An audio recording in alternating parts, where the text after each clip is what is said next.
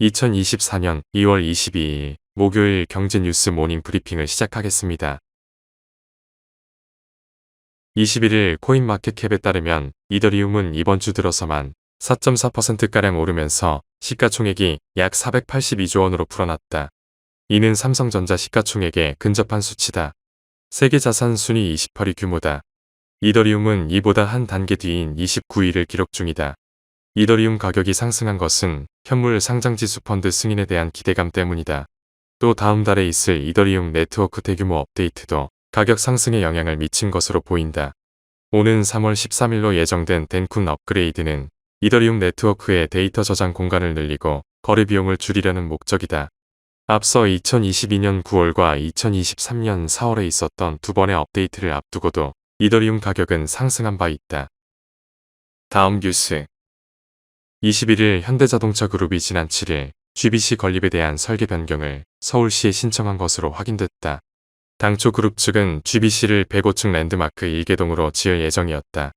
하지만 이번 변경안에는 GBC 랜드마크동을 55층 높이 2개동으로 나눠 짓는 내용이 담겼다. 2020년 5월 착공에 들어갔지만 그 사이 공사비가 치솟으면서 기존 초고층 설계안에 대한 전면 재검토에 들어갔다. 다만 서울시가 설계 변경에 대해 어떤 입장을 내놓을지가 관건이다. GBC를 강남권 랜드마크 초고층으로 짓는 대신 여러 인센티브를 제공한 바 있어 기존 협상 내용을 하나하나 뜯어봐야 하는 상황이다. 다음 뉴스. 의대 정원 확대와 관련해 테마주로 묶인 교육 및 원격 진료 종목들이 21일 약세를 면치 못했다. 케어랩스는 병원 예약 플랫폼 구딱 서비스를 운영하는 기업인데 전날에는 29.84% 치솟았다. 비대면 진료 플랫폼 OK닥을 운영하는 인성정보, 진료 예약 서비스 업체인 유비케어도 단기 테마주다운 급등락을 기록하고 있다. 전문가들은 막연한 기대로 주가가 출렁이는 종목을 경계해야 한다고 조언했다. 다음 뉴스. 금융위원회는 21일 미국 비상장사 A사 임원에 대해 12억 3천만 원 규모의 과징금 조치를 의결했다. 이는 A사 경영진이 허위 사업 내용과 나스닥 상장 추진 계획을 미끼로 국내 투자자들로부터 사업 실체가 없는 A사 주식 투자금을 모집하면서 증권신고서를 제출하지 않은 혐의다. 아울러 금융위금감원은 미국 내 동결된 범죄 수익이 국내 피해자들에게 반환될 수 있도록 검찰, 미국 증권거래위원회와 적극 공조할 예정이다. 앞으로 미국 법원이 SEC의 환부 계획을 승인하면 SEC가 페어펀드 자금을 통해 한국의 투자 피해자들에게 사실상 피해 보상을 하게 된다. 다음 뉴스. 21일 건설업계에 따르면 주요 건설사는 주택 부문에 집중됐던 건설 디벨로퍼 영역을 데이터센터로 확장하며 브랜드 경쟁력을 높이고 있다. 데이터센터는 각종 컴퓨터 시스템과 통신 장비, 스토리지 등이 설치된 시설이다.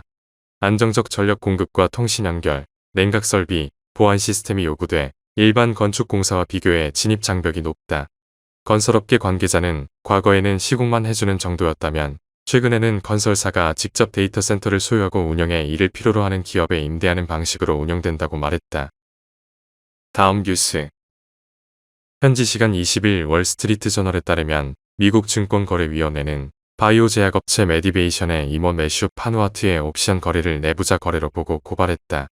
파누아트는 2016년 화이자가 메디베이션을 인수한다는 소식을 듣고 당시 자사와 주가가 강하게 연동돼 움직이던 경쟁사 인사이트의 주가 상승에 베팅하는 옵션을 매수했다. 실제 화이자가 메디베이션 인수 소식을 발표한 당일 인사이트의 주가는 8% 급등했다. 파누아트는 이 거래로 12만 달러의 수익을 올렸다. 업계 정보를 활용해 경쟁사에 투자한 것을 내부자 거래로 본 것은 이번이 처음이다.